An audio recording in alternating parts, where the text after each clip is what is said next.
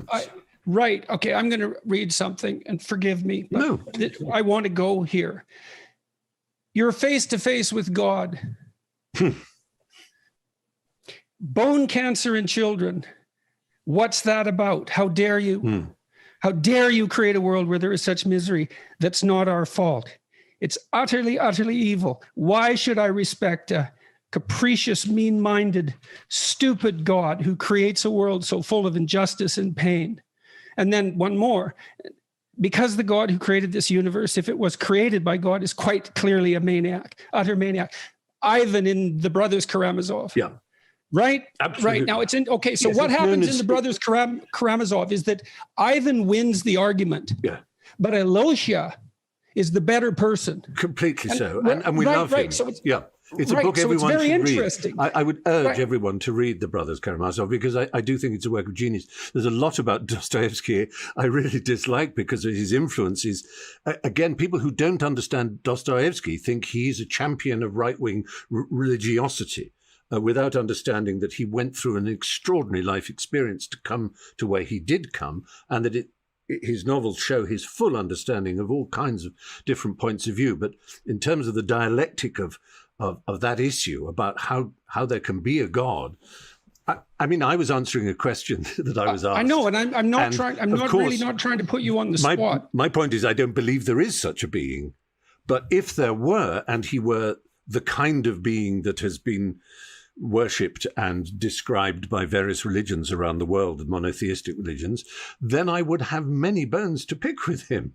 But of course, I don't believe there is such a thing. But the argument from evil, as it's known, is a very old one, and it goes back through medieval religious figures as well as later humanists. That this idea that it is very hard to square this loving God who has knowledge of every hair on our head and adores us and adores little kittens, but he also, as I say, bone cancer in children, but also life cycles of insects whose whole aim is to burrow into the eyes of children in Africa and lay their eggs there and cause blindness for those children. I mean, you could quite easily picture a universe in which there weren't such an animal, and in which children were not sent blind with pain and horror by the various bugs and fungi and insects and viruses in the world. It isn't necessary. There's a worm in Africa that burrows under the skin, and it's a long worm. And if you can pull it out with a pencil and wrap it, but it breaks, it's fragile, and then it gets infected. It's a terrible thing. And a doctor recently made it his life's work to eradicate that and did it successfully. Yeah. And so then I read what you wrote, and I mean, I take it very seriously, and I wasn't throwing it in your face. No. I brought it up actually because of what you said about Flaubert's attitude. You know, because what your statement lacks is exactly what Flaubert highlighted in that woman on her knees. And I'm not saying this is a simple solution, right? And I would say, so let's take the argument you made there. And there's a direction that goes in that's nihilistic and resentful and vengeful and angry and all understandable. Yes. But to me, it doesn't look to me like there's anything good in it. It looks like it's entirely counterproductive. It makes the problem it purports to have been generated by worse.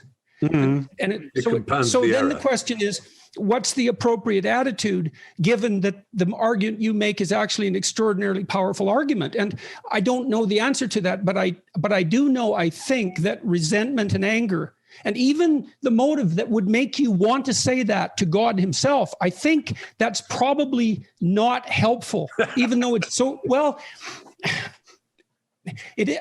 I came to that with great difficulty. I mean, I've had my reasons to be resentful and angry, especially recently, and because I'm suffering a lot of pain. Yeah. And it makes me resentful and angry and wanting to shake my fist. Yeah. But I found upon intense consideration that there was nothing in that didn't make it worse, and that therefore that must be wrong. even though it's justifiable, right? Jordan, I completely understand. And you must remember that my response was to a question I didn't see coming, and it was amused. It was because I don't believe in this God, it's not an issue. I'm not really resentful and angry about the fact that there's evil in the world.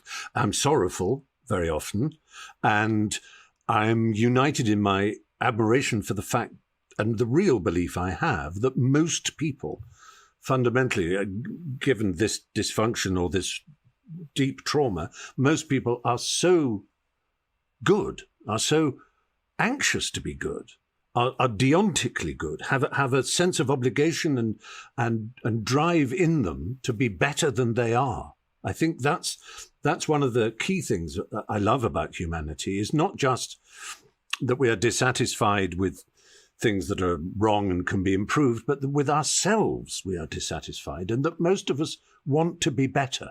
I know that's true of me all the time. Every time I go off to sleep, I think, how did I screw up today? How can I be better tomorrow? Why am I so bad at this? If only I could manage that.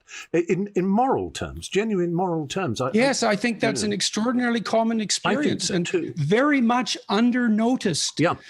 And part of the reason, as far as I can tell, that the talks that I've been giving, let's say, have had the effect that they've had, is because I do point out that that's an extraordinarily common experience. Yeah.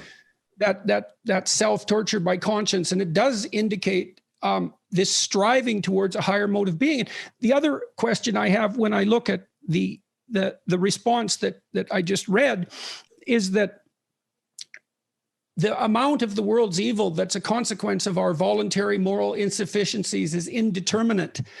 So you might say, hypothetically speaking, that as part of God's creation, we actually have important work to do. And if we shirk it, the consequences are real.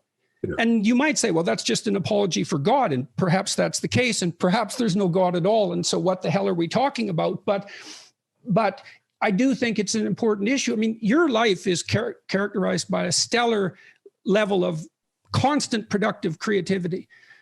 That's you, and you're offering that to the world, and that seems necessary. And maybe it's because the problems are real and important, and the role we have to play ethically is of paramount importance, truly. Yeah. Why else would we torture ourselves with conscience? And I would say that's the flowering of the religious instinct within you. Well, you could describe it as that, but then, there are phrases. I mean, you used a phrase earlier that I wanted to say, whoa, hang on, I'm not sure I know what that means, a higher mode of existence. I don't see...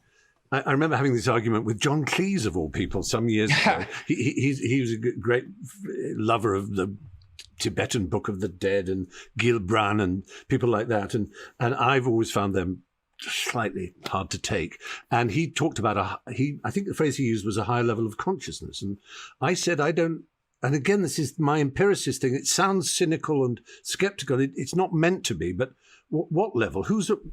Describe a level.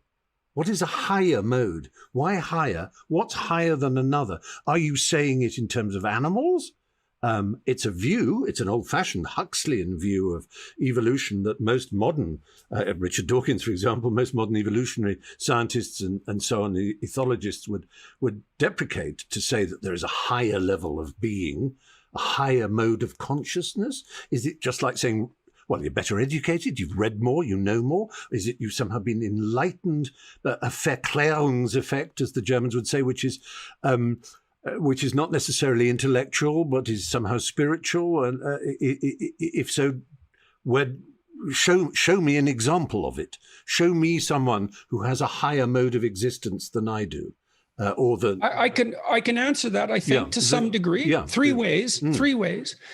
One, that higher mode of existence is what your conscience tortures you for not attaining. Right. Okay. I think so what my conscience tortures me for not attaining is that I was rude to someone yesterday and I shouldn't have been.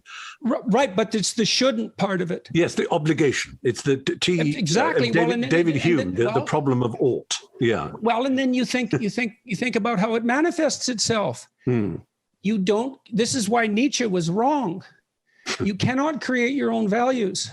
Right. The values impose themselves on you independent of your will. Now, maybe that's what your conscience does, and good luck trying to control it.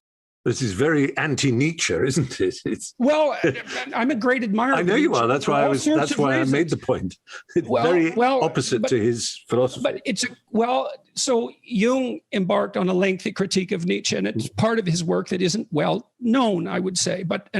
We'll leave that be, except to say that the psychoanalysts, starting with Freud, well, not really, but popularized by Freud and systematized, showed that we weren't masters in our own psychological house. Right. There were autonomous entities, and those would be the Greek gods to some degree that operated within us, and we were. Which is Julian Jaynes's point, exactly. Yes. Yeah. We're in. Yes. I have my problems with Jaynes, but as a overarching idea, there's interest in it. Okay, so there are things happening with us and to us in the moral domain that we cannot control. Yeah. And that stunned me when I first learned it as a proposition. It's, oh yes, look at that. Here's one. What are you interested in? Yeah. Well, that grips you. Okay. Number two, what does your conscience bother you about? Okay. You're inadequate by your own standards. Mm-hmm. Now, what adequate would mean, that's a different question, but it's defined negatively by conscience. Yes. And then better, there's one that I said I would lay out three. You can look at Jean Piaget's work on developmental psychology. On the development of the subject, yes. He was a genetic epistemologist. Yes, what he wanted to do was, this is what he wanted to do. He wanted to unite science and religion. That was his goal. And he wanted to look at the empirical development of values. And what he concluded, at least in part, was that a moral stance that's better than a previous moral stance does all the things that the previous moral stance does, plus something else. Yes. Yes. And you can say the same thing as a scientific theory. I remember I had a great, I loved Piaget, and his observation was so empirical, of course. Yes, absolutely. Of the development of the child and not quite the theory of mind, that wasn't his thing, but similar developments and signposts where people become aware of self. Okay, so now Piaget looked specifically at the development of morality, and he was one of the first people to emphasize the importance of games. Yeah. And what he showed was that at 2 years old, let's say, a child can only play a game with him or herself. Yeah. But at 3, both children can identify an aim and then share it in a fictional world. And so that's partly pretend play and the beginnings of drama, and then cooperate and compete within that domain. Yeah. And then what happens, and the game theorists have shown this, is that out of games, morality emerges. Yeah. So I'll give you an example, and this is a crucial example. So if you pair juvenile rats together, the males, they have to play. They have to rough and tumble play because their prefrontal cortexes don't develop properly if they don't. Anyways, they have to play. You pair a big rat and a little rat, teenage rats together, and the big rat will stomp the little rat. Yeah. First encounter. So then you say power determines hierarchy. Yeah. Okay, but then you pair the rats multiple times. Like 50. Yeah. Then if the big rat doesn't let the little rat win 30% of the time, the little rat will stop inviting him to play. And so you get an emergent reciprocity, even at the level of the rat. Yeah. That is, it's fascinating, isn't it?